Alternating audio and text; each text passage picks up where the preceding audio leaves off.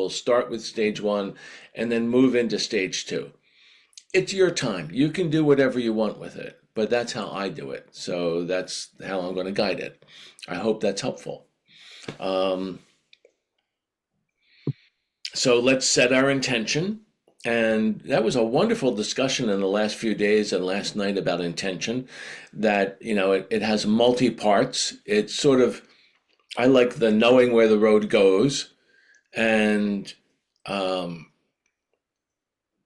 being able to see the road, right? Like keep your intention going there, right? So this road is in breath, out breath, and in between breaths body. That's what we're paying attention to. And that will take us to focused, attentive presence. Focused, attentive presence. That's where calm abiding takes you. And it produces calm along the way. But we're going for focused, attentive presence. And then, so there's knowing what the road is. That's the in breath, out breath body, where it goes, and then putting the car in gear or into drive, like actually deciding to do the practice. And those three parts, knowing what the road is, where it goes, and deciding to do it, that's really powerful at the beginning of practice. So I'll just invite you to take a moment and set the intention, like I'm actually going to do the practice.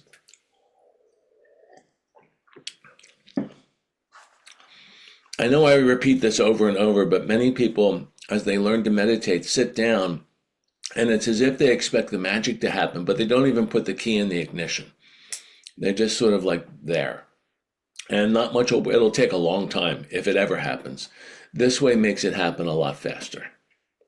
So we've set the intention, then we establish posture, a nice upright, awake posture. I've been calling it the ready state because I find that a nice description. And you find what makes you ready in your own body, what makes you alert and present.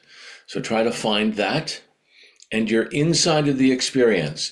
There's a flavor of the instruction in Meditation is Freedom that we're not watching ourselves meditate. We're trying to actually experience meditation. We're inside of it. So you're not watching your body, you're inside of it. So feel what upright, awake, present feels like in your body. For me, there's a strength at the base of my spine. I can feel that I lift my heart a bit, my head is uplifted, etc. So just connecting to that, experiencing it from inside. And then we're going to bring our attention to the breath coming in, the breath going out, and in between breaths, body. So we can start.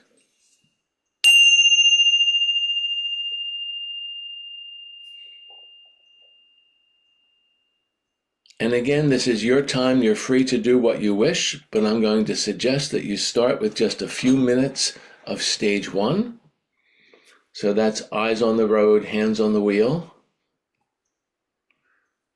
You're noticing when your attention wavers, and you're, with a smile, I hope, steering your attention back, using the steering wheel of attention to come back to the object.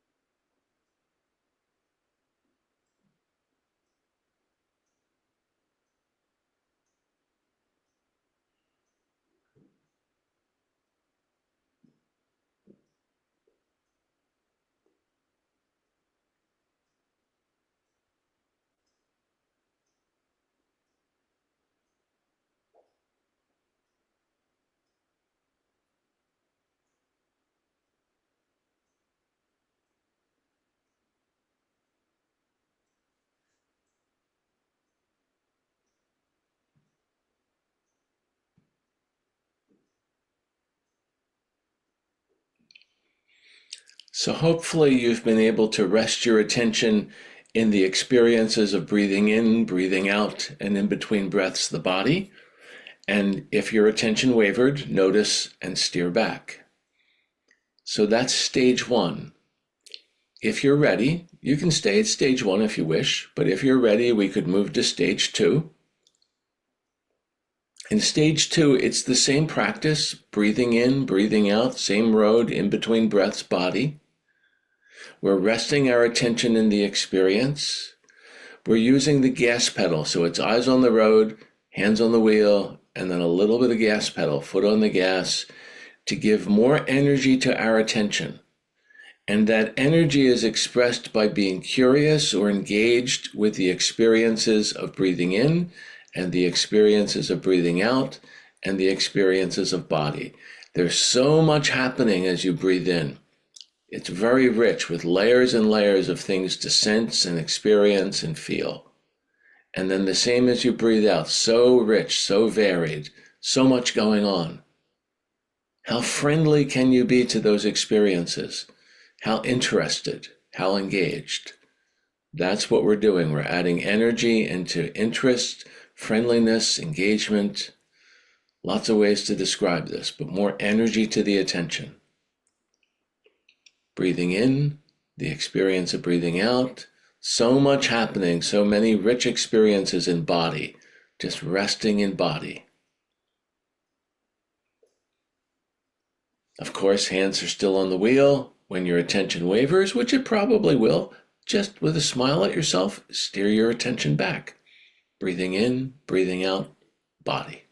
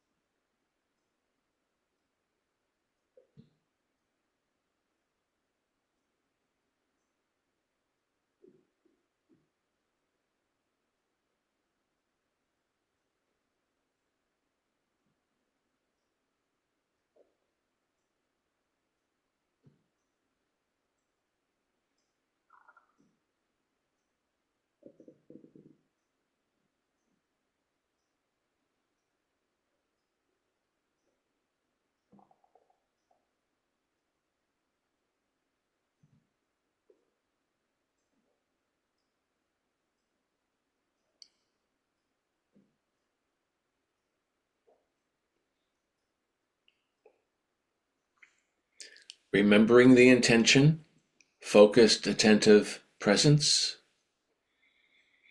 The road that we're going down is breathing in, breathing out, body. That's where our attention is resting. Eyes on the road, hands on the wheel, foot on the gas. We're giving more energy to our intention to engage more with those experiences of breathing in and all of its layered richness, breathing out, and all of the layered richness of that experience, and then in between, body, and all of the layered richness of body.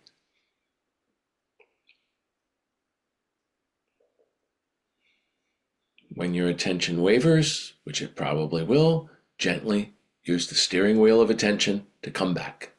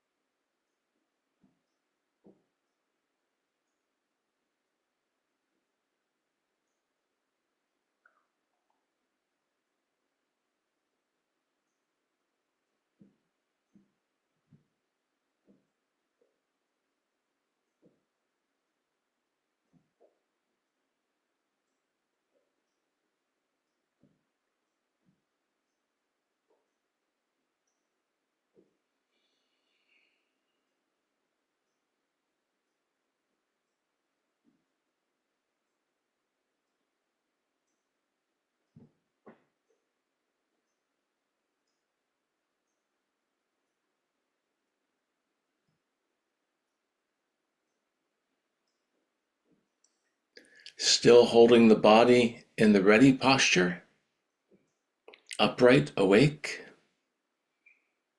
eyes on the road, hands on the wheel, foot on the gas. One common obstacle in doing this stage or any of the stages is wanting to get it perfect at the very beginning, to catch every sensation, every experience. And one teacher told me, catch the big fish first, catch the ones that you notice. And then let your sensitivity grow, your curiosity grow. So you're breathing in and you're noticing, and then another in-breath, you notice more. That's fine. That's the way it is. So allow yourself to just engage with whatever is there, knowing that the more you engage, the more you will experience. Breathing in, the more you engage, the more you'll experience breathing out. The more you engage, the more you will experience body.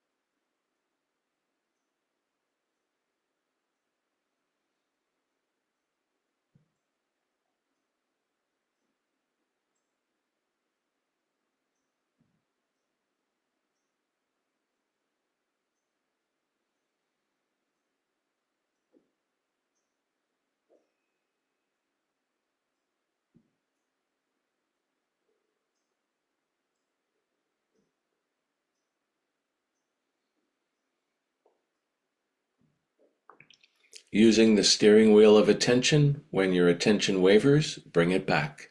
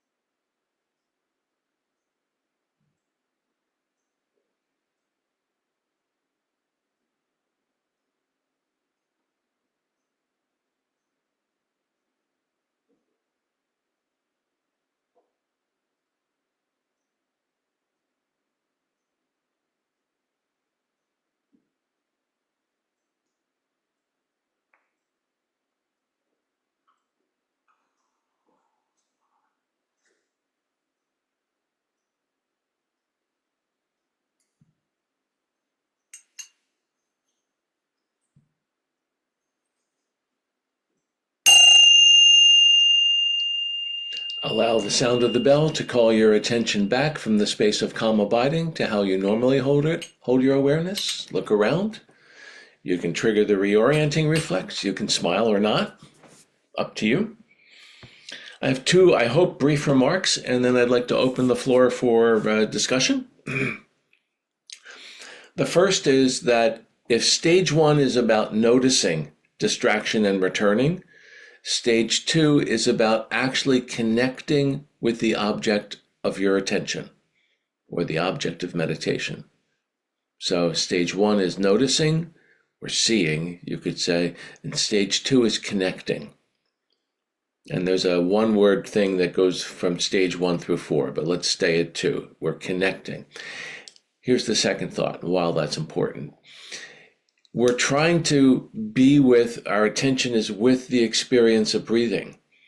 But for so many meditators, it's the idea of the experience of breathing that they connect with. And so they stay in their head, the meditation is very difficult, it's easy to be distracted, and they wonder why it doesn't go anywhere. There's an experience to be very curious about, to connect with. It's not a thought. We're not watching ourselves. We're actually trying to connect with the experience. So that's where adding energy to your attention is trying to get you to connect with that. So stage 1, seeing or noticing and then connecting. And then what are we connecting with? We're trying to really connect with the object of meditation. So having said those two things, I'm going to remove the pin, and would be a great time to have a discussion if anybody's up for it.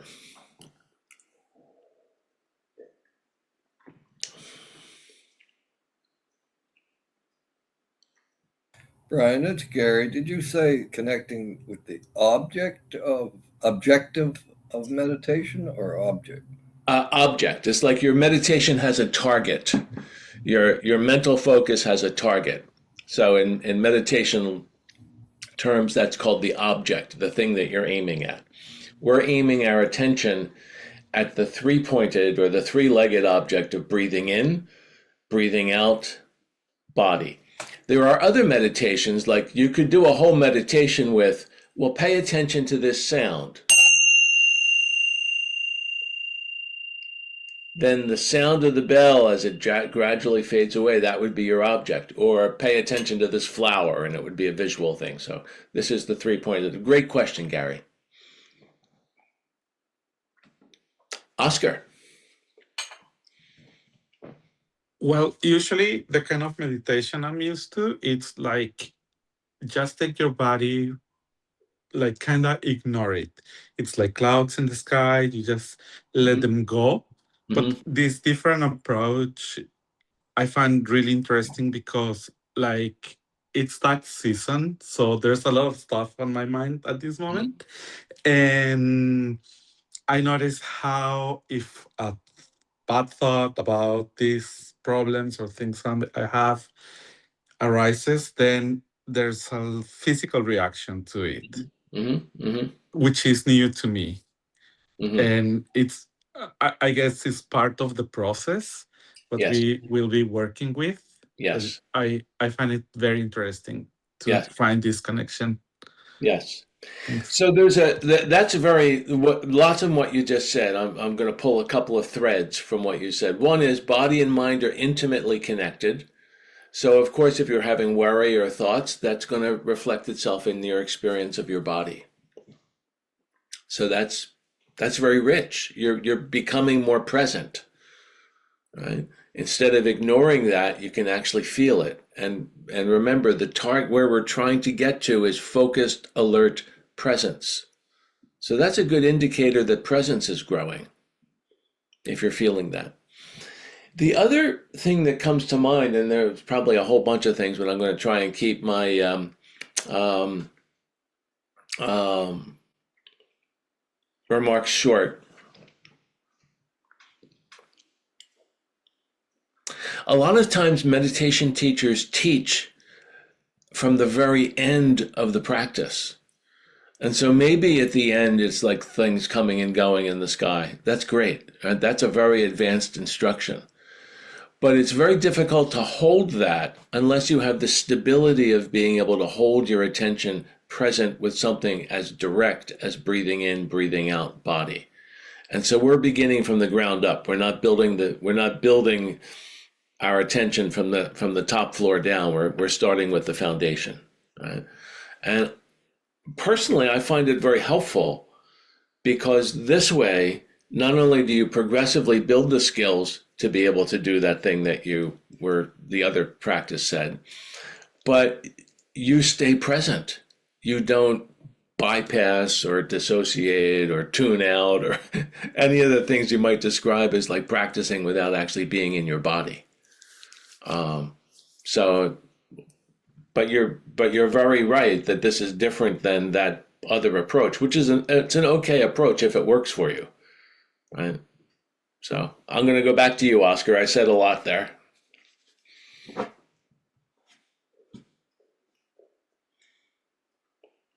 ¿Es suficiente? Yes. Good. Okay. Anyone else? Tony. Yeah, could you talk a little bit about distraction? My understanding of distraction is when you start going down the road of a thought, like something. So I'm meditating and I hear something. Well, I just that's a noise. Now I heard something. It's the dog barking. What they're doing, blah blah blah. Is that the correct understanding? That not to go down the road of following that thought of or that sensation or that sight or whatever? That's it. That's it. It's like driving down the road, you know. So you and I both very well, and probably Susan, know the road from where I live out by Peggy's Cove to Tantallon. And it's a beautiful road. There's lots of things to look at.